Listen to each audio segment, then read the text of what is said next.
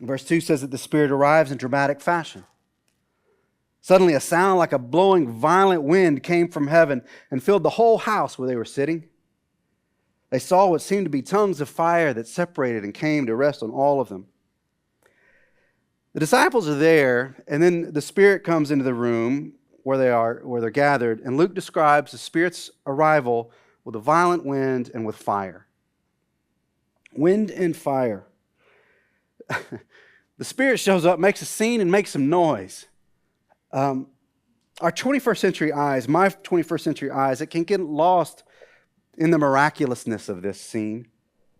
And I can miss what Luke and what God is doing in the lives of those Jews that are gathered in Jerusalem on Pentecost. The imagery that's used in Acts to mark the Spirit's arrival, it's familiar to the disciples, and it would be familiar to the first readers of the book of Acts. God had indicated God's arrival in a place throughout the Old Testament at different times and at different places in the story of Israel. God shows up repeatedly in powerful ways, and it's often displayed in the form of wind and of fire. On Mount Sinai, when God is giving the Ten Commandments to Moses in Exodus 19, the Scriptures describe the scene, and it includes a violent wind in the form of a storm, thunder and lightning. And then the Scriptures say that the mountain was enshrouded in a cloud of smoke because the Lord descended in fire. In the tabernacle, which was the tent that was the precursor of the temple, that designated the place where the people of God would go to meet God and that housed God's presence.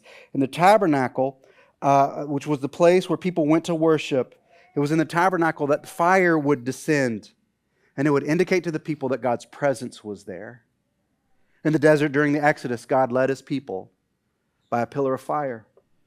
Fire indicated God's presence with God's people on the mountain at Sinai, in the giving of the commandments, in the tabernacle, in the place where worship was to occur, in the wilderness, as God led them to freedom, in the temple in Jerusalem, where sacrifices were to be made. It was believed that God dwelt. Fire was present in all of them. Throughout the Old Testament and throughout the story of the Jews, fire represents God's presence with the people in these holy places during these holy moments. But now in Acts 2, something very different is occurring.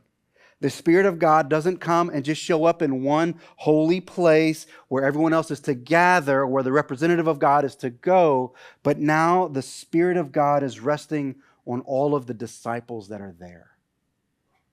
By the way, it's not clear how many disciples we're talking about in the story.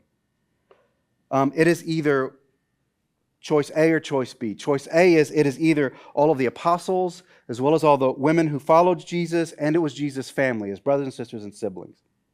Or it was that group and the 120 that are represented just a few verses earlier in Acts 1.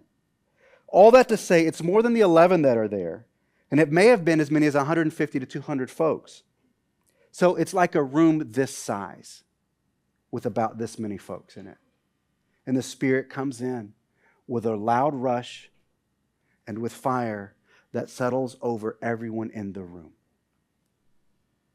Luke is drawing parallels here, and he will do this throughout Acts, especially the first few chapters while we're in Jerusalem, between the two temples, the temple that Herod builds in Jerusalem and the new temple that Jesus is building by the work of His Spirit in the people that follow Jesus, the new people of God.